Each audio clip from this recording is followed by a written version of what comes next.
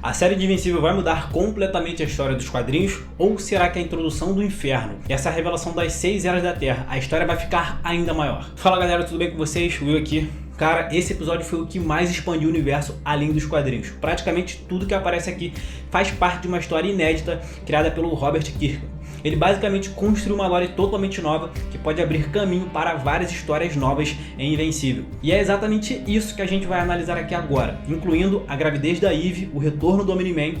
Então já se prepara para uma análise completa. Já comenta aqui embaixo se você curtiu o episódio, se está gostando da série no geral, beleza? Pô, tô de olho, hein? E aproveita para se inscrever no canal, ativar o sininho e deixar o like logo agora no início do vídeo. Pô, para não esquecer, né?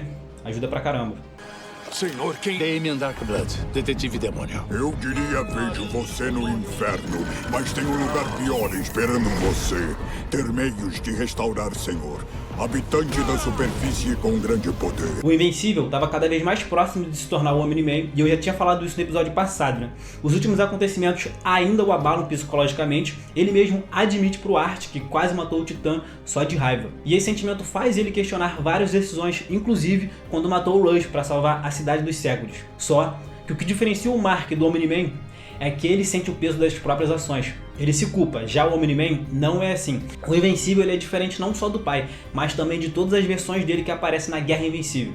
E por causa disso tudo, ele decide largar o uniforme e parar de ser herói. A conversa dele com o Art é praticamente igual à conversa dele dos quadrinhos, inclusive ligada ao especial Invencível Retorno, que mostra o momento em que ele volta a usar o traje antigo, só que na série eles decidem alongar esse processo, colocando um Mark no inferno para refletir sobre todos os erros que ele cometeu até agora.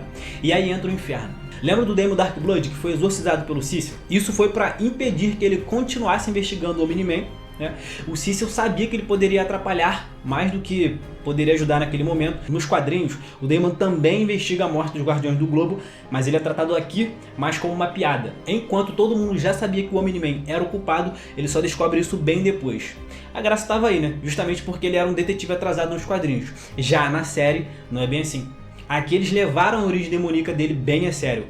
Ele foi mandado de volta para o inferno e acabou envolvido numa guerra milenar entre Satã e Vulcânica. Isso aqui expandiu absurdamente o universo de Invencível.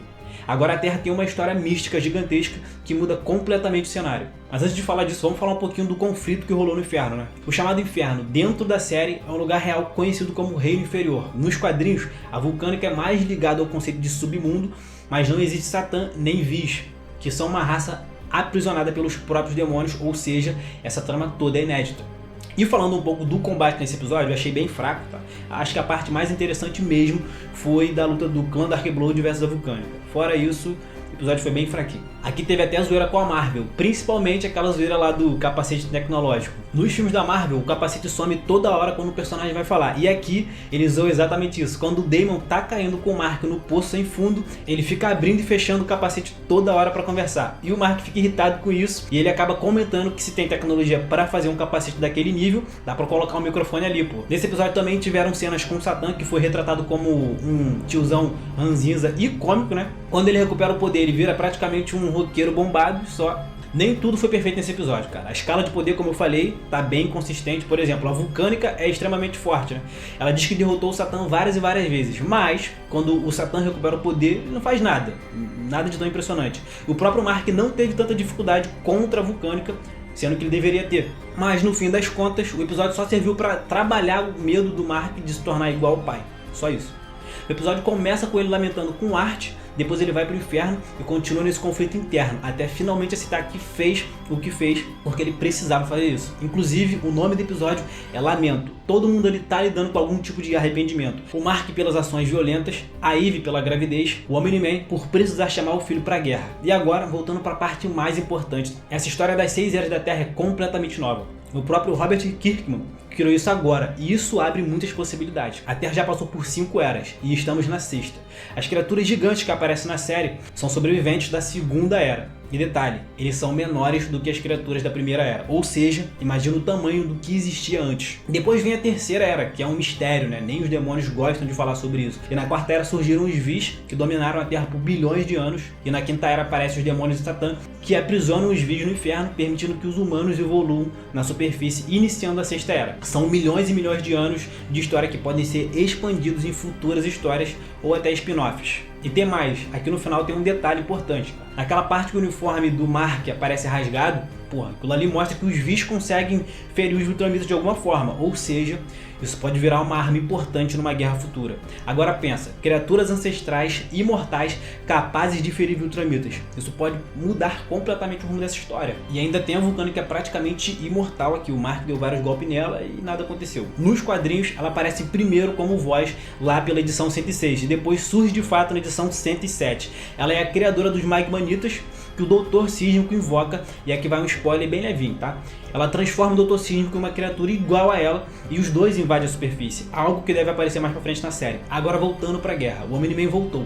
A Dev estava pronta pra vender a casa e seguir a vida, quando do nada ele aparece voando. Essa cena vem diretamente dos quadrinhos e provavelmente a gente vai ver o confronto emocional forte entre os dois. Mas uma coisa que é certa, cara, o Mark vai pro espaço com o pai dele enfrentar os Viltramitas. E ele não vai sozinho. Existe uma grande chance deles recrutarem o Tech Jack nos próximos episódios e o Oliver também vai junto, cara. Agora fica a dúvida, será que a Ivy vai contar que tá grávida antes dele ir? Nos quadrinhos, ela não quer ter filhos naquele momento e também não sabe como contar pro Mark, principalmente porque ele tá indo pra guerra no espaço sem garantia de volta.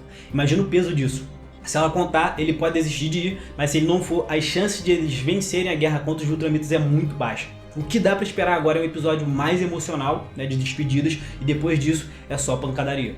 E aí galera, o que vocês acharam desse episódio? Se você quiser continuar acompanhando tudo sobre Invencível, então já se inscreve aqui no canal, ativa o sininho para ser notificado sempre que sair vídeo novo e deixa aquele like porque ajuda pra caramba, beleza? E é isso, te vejo no próximo vídeo.